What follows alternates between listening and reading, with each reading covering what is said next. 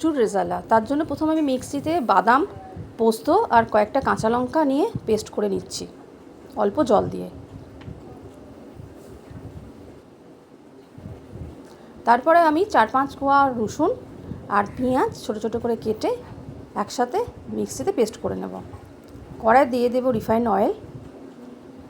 এবার আমি কচুগুলোকে ছোটো ছোটো করে কেটে নিয়েছি, নিয়ে দিয়ে ভালো করে একটু ভাজা ভাজা করে তুলে নেব। তারপরে আমি ওই তেলেতেই শুকনো লঙ্কা, কালো জিরে আর তেজপাতা ফোড়ন দেব, দিয়ে পেঁয়াজের যে পেস্টটা সেই পেস্টটা দিয়ে দিচ্ছি। অল্প ভাজা হয়ে গেলে পোস্ত বাটাটা আর দিয়ে দেব, দিয়ে অল্প নাড়াচাড়া করছি। তার মধ্যে আমি 2 চামচ ফ্যাটানো টক দই দিলাম। একসাথে সবগুলো মিক্স করে নিলাম। ভেজে রাখা কচুগুলো তারপরে আমি কড়াই দিয়ে দিচ্ছি স্বাদ মতো নুন আর অল্প চিনি।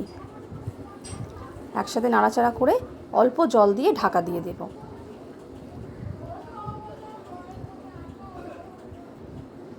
নামানোর আগে আমি অল্প কেওড়া জল দিয়ে দিচ্ছি, দিলে